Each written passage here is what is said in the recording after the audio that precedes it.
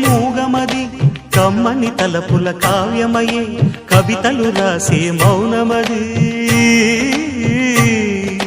రాగల రోజుల ఊహలకి స్వాగతమిచ్చే రాగమది శృతిలయలరగని ఊపిరికి స్వరములు కూర్చే గానమది ఋతువుల రంగులు మార్చేది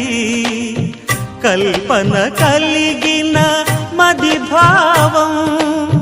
బ్రతుకును పాటగా మలిచేది మనసున కదిలిన మృదునాదం